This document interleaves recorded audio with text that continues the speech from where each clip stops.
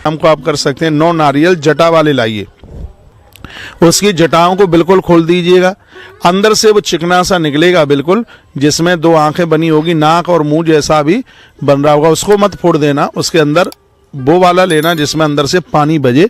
और ये मैया जी के सामने पूजा में 9 रखिए, 5 रखिए, 3 रखिए, लेकिन 9 रखो तो बहुत बढ़िया है। आपका अनुष्ठान जितना बढ़िया होगा तो 9 दिन के बीच में नारियल चटकेगा, चटके भी नहीं तो लास्ट वाले दिन नवमी के दिन नारियल को फोड़कर और मैया जी के ऊपर उसका जल डालें। इससे माँ अति प्रसन्न होती है, बहुत खुश होती है।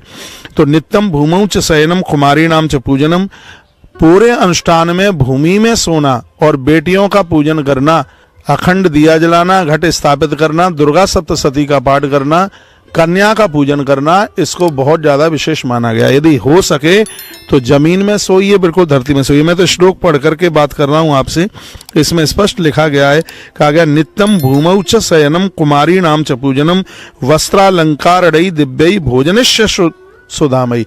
ये चीजें तो अमृत की तरह, आप फलियार कीजिए, व्रत कीजिए, लेकिन बेटियां को आप बुलाते हैं तो उनको आप चकाचक खीर पूड़ी खिलाइए, ऐसा श्रीमद् देवी भागवत में वर्णन किया गया है। उनको चने खिलाइए, उनको हलवा खिलाइए, ये तो सब चीज़ें यहाँ पर वर्णित की गई हैं।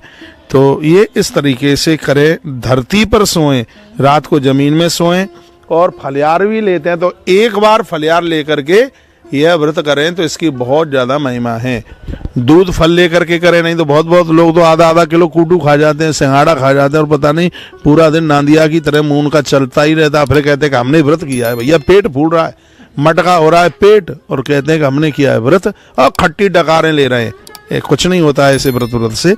अरे व्रत में तो भूख की अनुभूति होनी चाहिए कि हम भूखे हैं।